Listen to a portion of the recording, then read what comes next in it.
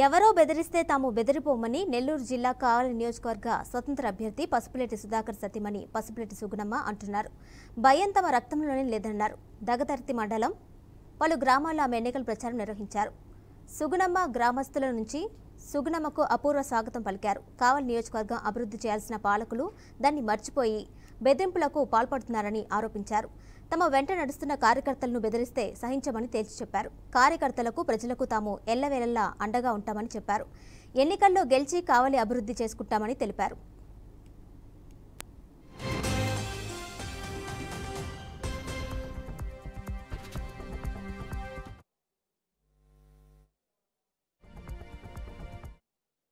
కుటుంబంలో వాళ్ళ ఒక కొడుకో కూతురో ఎలా ఉంటారో అలా చూస్తున్నారు. చాలా ఆనందంగా ఉంది. సుధాకర్ అన్న అందరూ కొంచెం భయపడతారు, అది ఇది అనుకుంటున్నారు. సుధాకర్ అన్న అంటేనే అసలు భయం లేని వ్యక్తి. మా వాళ్ళందరూ కూడా, మా కుటుంబం కూడా అసలు భయం అనేది లేదు.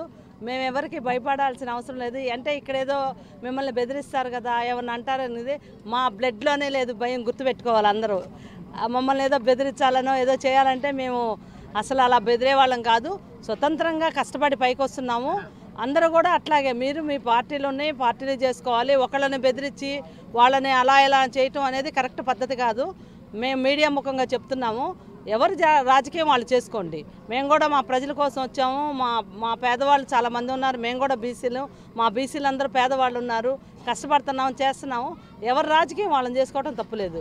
అట్లాగే అందరూ కూడా అడుగుతున్నాము, కష్టపడి చేస్తున్నాము. ప్రతి ఒక్కరు కూడా ఓటేసి గెలిపించాలని మీకు కొత్తగా చెప్పాను ఈరోజు. సుధాకర్ అన్న అంటేనే భయం లేని వ్యక్తి. అలాగే మా ప్రజలందరూ కూడా చూస్తున్నారు. మీరు అంటే మేము మంచితనానికి ఉంటాం, కానీ భయపెడితే భయపడే వాళ్ళ మటుకు కాదు.